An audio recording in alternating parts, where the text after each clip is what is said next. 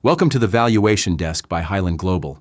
When valuing small businesses for SBA 7A loans, one of the most critical steps is nailing the cost of equity. Get it wrong, and your valuation could be way off. Today, I'll walk you through how we estimate the cost of equity for private companies using the build-up method, why we use specific inputs like Kroll's historical equity risk premium, and how this all ties to SBA lending. Let's start with a quick benchmark. What do investors expect from different assets?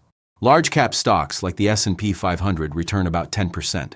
Small-cap stocks, around 12%. Corporate bonds yield 6% and more, while Treasury bonds, our risk-free proxy, sit at about 4.5%. Real estate investment trusts give you 9% to 11%.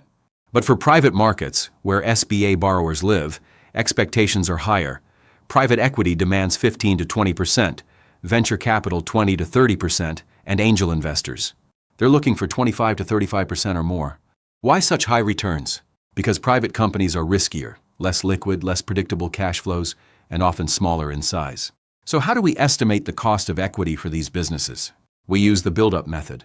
It's straightforward and doesn't rely on beta, which is tough to pin down for private firms.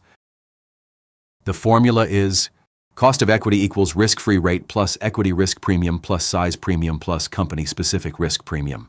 Let's break down the key inputs. First, the risk-free rate. We'll use 4.5% based on current Treasury yields. Next, the equity risk premium, or ERP.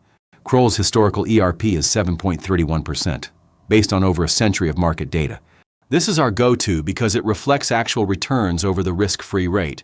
For small, risky private companies, the historical ERP aligns with market realities. Then the size premium. Kroll's 10Z size premium for the smallest public companies is 10.57%. It's perfect for SBA borrowers because these firms still dwarf most private companies being valued for business acquisition purposes.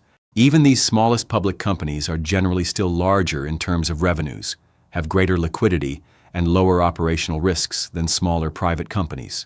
Finally, the company-specific risk premium, or CSRP, can range from 0% to 20% or more.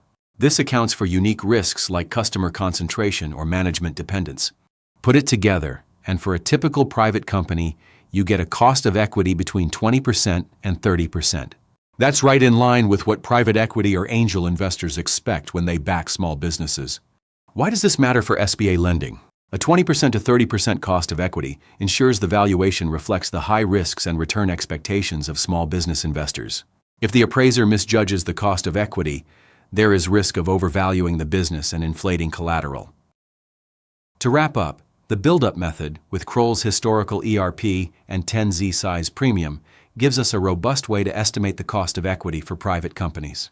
It's grounded in market data, reflects investor expectations, and keeps SBA valuations on solid ground. Thanks for joining us for this episode of the Valuation Desk.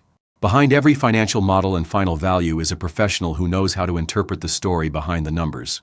At Highland Global, our depth of experience ensures that your appraisal isn't just technically sound, it's contextually accurate, SBA compliant, and thoughtfully reasoned.